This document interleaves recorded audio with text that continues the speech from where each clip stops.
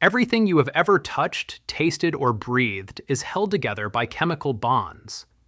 The question of why atoms bond, at what angles, and with what strength is the foundation of chemistry.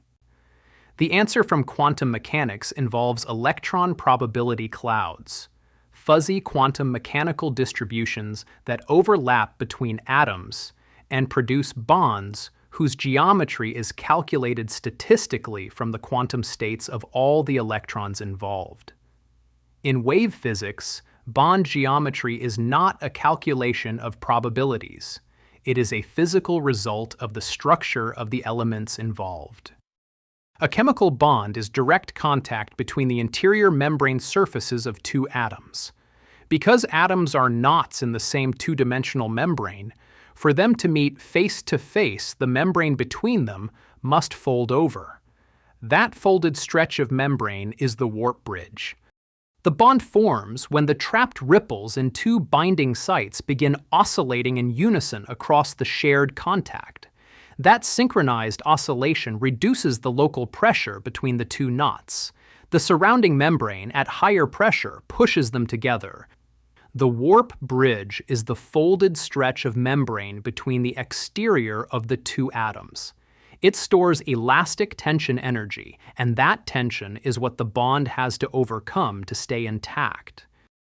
The type of bonds available depends on the geometry of the elements. The progression from single to double to triple bond reflects a progression in how many sites are shared between two atoms and increases the amount of warp bridge tension that the bond can resist. Bond angles are the most direct evidence for the fixed nuclear architecture account. In the conventional account, the 109.47-degree angle between carbon's four bonds is an emergent result of quantum mechanical electron cloud interactions, recalculated for every molecular environment. In wave physics, that angle is a structural fact about the carbon knot. The four binding sites of a carbon atom are oriented at that angle relative to each other because of how the trefoil knots are braided together in the carbon nucleus, and the curvature in the membrane caused by that structure. The angle does not change under normal conditions because the nuclear architecture does not change. It is the same in methane, in carbon dioxide, and in every protein backbone, not because quantum mechanics produces the same answer each time, but because the atom is the same object every time. However, extreme stress can cause the shape of the atom to change, allowing formations to be created under pressure that are not possible to form under the normal pressure at the Earth's surface. Diamond is an example of such a situation. Under normal pressure, a single carbon atom cannot bind to a different carbon atom at each binding site because the angles at which the multiple binding sites present themselves don't allow room for it. But when the carbon atom is bent under great pressure, each binding site in a single carbon atom can bond to a single binding site in another carbon atom. Once that pressurized lattice of diamond is created, it maintains its shape even when the pressure is reduced. The warp bridge account also explains bond strength directly. A short bridge between two small atoms, like the hydrogen-oxygen bond in water, stores modest tension and is correspondingly strong.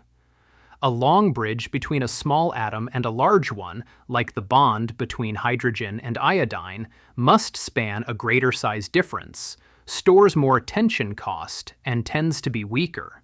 This is a general tendency, not a hard and fast rule. Other variables may come into play. One more point.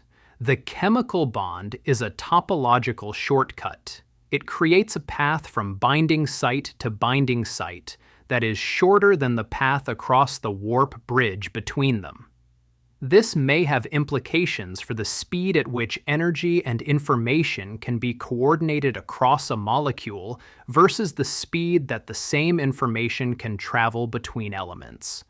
In both cases, the maximum speed is the speed of light, but the distance the information has to travel is shorter through the binding sites than through the warp bridges. In the next video, we will discuss protein folding.